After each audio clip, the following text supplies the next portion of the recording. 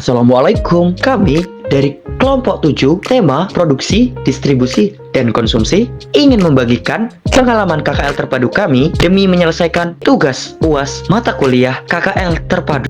Oke teman-teman, ini kita mau lanjut ke TPI, tempat pelelangan ikan, untuk melakukan wawancara dan melelang ikan. Oke. Yang pertama yaitu Pantai Pancer. Hasil tangkapan ikan setiap harinya di Dusun Pancer tidak bisa ditentukan. Diperkirakan sekitar 500 sampai 100 ribu ikan, dan hasil tangkapan paling melimpah pada bulan Juni, Juli, dan Agustus. Biasanya nelayan Dusun Pancer menggunakan metode penangkapan tradisional seperti pancing dan juga jaring. Untuk mendapatkan alat tersebut, nelayan sebagian membeli dan membuat sendiri. Menurut nelayan Dusun Pancer, peralatan mencari ikan yang lebih efisien yaitu peralatan tradisional. Mengapa? Karena para nelayan Dusun Pancer belum mengetahui tentang peralatan modern untuk jumlah ikan yang dilelang setiap harinya. Tidak menentu seperti pada bulan Juni, Juli, dan Agustus. Ikan yang melimpah itu macamnya ada ikan lemuru yang nelayan bisa menghasilkan ratusan ton ikan. Kemudian pendistribusian ikan dikirim ke pabrik besar di Muncar, dan ikan jenis tuna biasanya didistribusikan ke Bali. Pendapatan yang diterima oleh nelayan setiap bulannya sekitar 1.500.000 hingga 3.500.000. Selanjutnya, untuk pembangunan dermaga, menurut nelayan Desa Pancer belum memuaskan dan belum sesuai dengan keinginan para nelayan. Untuk kondisi TPI itu sangat bagus. Akan tetapi, untuk tempat pelelangan ikan yang tersedia masih kurang. Kemudian, untuk kondisi akses jalan Desa Pancer ini mendukung aktivitas ekonomi yang sudah bagus. Teman-teman, kita pulangnya melewati pantai, dan di sini banyak warung-warung UMKM. Semoga laris ya. Dan di sana pantainya cantik banget. Kemudian lokasi yang kedua yaitu Muncar. Hasil produksi ikan di Kecamatan Muncar pada tahun 2024 mencapai 6.252.020 kg.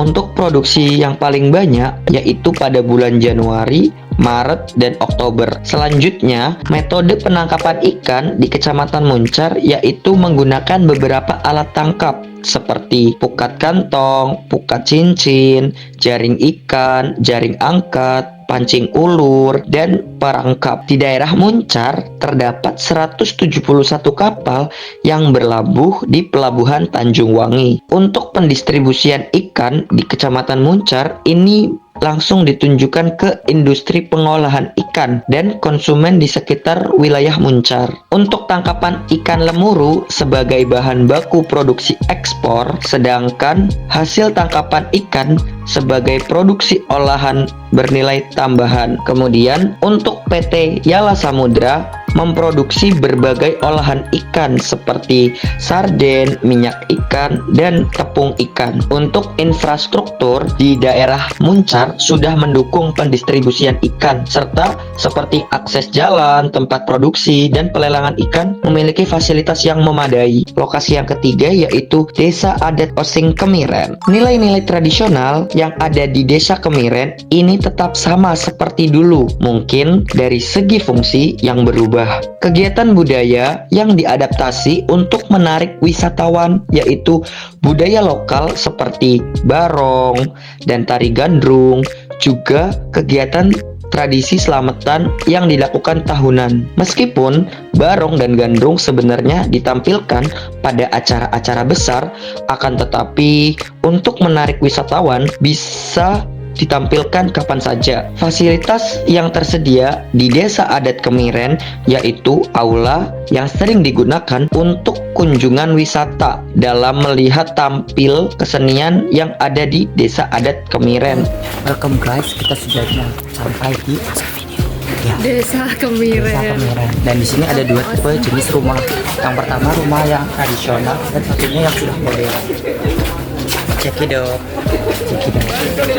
Pendapatan yang didapat pada tahun 2023 mencapai 850 juta rupiah, dan pada bulan Juni-Juli kunjungan wisatawan meningkat, dan pada saat perayaan besar untuk berkunjung di Desa Adat Kemiren, wisatawan melakukan reservasi dengan tour guide seharga Rp150.000 per orang. Peran pemerintah dengan adanya wisata Desa Adat Kemiren ini, pemerintah desa memberikan pelayanan, perizinan, pengarahan, dan fasilitator.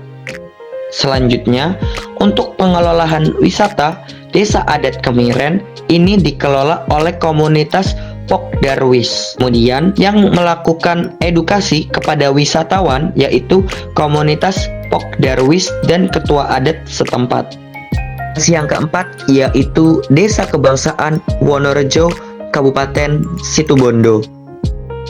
Jenis tanaman yang sering ditanam di Desa Kebangsaan Wonorejo yaitu tanaman padi dan jagung, karena cocok dengan kondisi cuaca, jenis tanah, dan kebutuhan air. Mata pencaharian masyarakat Desa Kebangsaan pada saat musim kemarau kebanyakan berkebun dan merambat hutan untuk mencari tanaman gadung yang akan dibuat untuk memproduksi kerupuk gadung. Sedangkan pada musim penghujan, kebanyakan masyarakat Desa Kebangsaan ini mata pencaharian di sana yaitu nelayan, dikarenakan ombak pada saat musim penghujan itu relatif kecil. Dengan adanya perbedaan agama di masyarakat Desa Kebangsaan tidak mempengaruhi mata pencaharian mereka, dan mereka hidup rukun saling berdampingan. Bukan hanya itu, Desa Kebangsaan terdapat guest house sebagai salah satu penunjang ekonomi masyarakat, dan wisata pantainya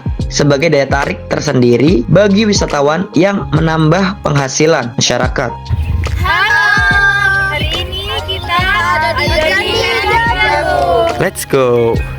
Lokasi yang kelima sekaligus lokasi yang terakhir yaitu Candi Jabung dan Pantai Duta. Di Candi Jabung kita diberikan edukasi oleh juru kunci Candi Jabung yaitu oleh Bapak Abdurrahman. Menurut sejarah, Candi Jabung dibangun pada tahun 1354 Masehi. Ya, candi ini berdiri pada kerajaan Majapahit ya. Yang di masanya itu Gajah Mada. Gajah Mada. Si, ayo Gi. Ini teman-teman. Ini di sini ada beberapa sesajen teman-teman. Ini habis persembahan. Gak apa-apa kalau nggak sengaja. Ini dia ornamen dan arsitektur dari Candi Jabung. Hai teman-teman, let's go. Ayo.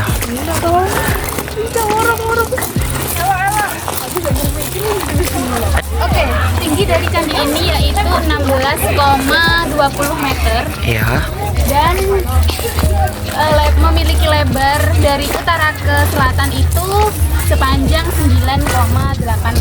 Oke. Selanjutnya, panjang dari sisi barat ke timur yaitu sepanjang 13,13 meter. Dalam kitab Nagara Kertagama, Candi Jabung dikunjungi oleh Raja Hayam Wuruk pada tahun 1359 Masehi. Candi Jabung digunakan sebagai tempat pemujaan, tempat pembuangan abu mayat, dan sebagai persinggahan peninggalan kerajaan Hindu dan Buddha. Candi Jabung terdiri dari dua bangunan, yang satu bangunan utama dan satu bangunan yang lebih kecil. Yang menarik adalah material bangunan candi yang berupa batu bata merah berkualitas tinggi yang kemudian diukir dalam bentuk relief singa yang menggambarkan sifat manusia yang keras. Ditinjau dari sudut arsitektur Candi Jabung sangat menarik karena bagian tubuhnya berbentuk bulat silinder yang terdiri atas bagian bagian kaki candi bertingkat 3, sedangkan bagian atapnya berbentuk prahabsa. Letak pintu bilik candi berada di sebelah barat, maka Candi Jabung menghadap ke arah barat. Pada tahun 1983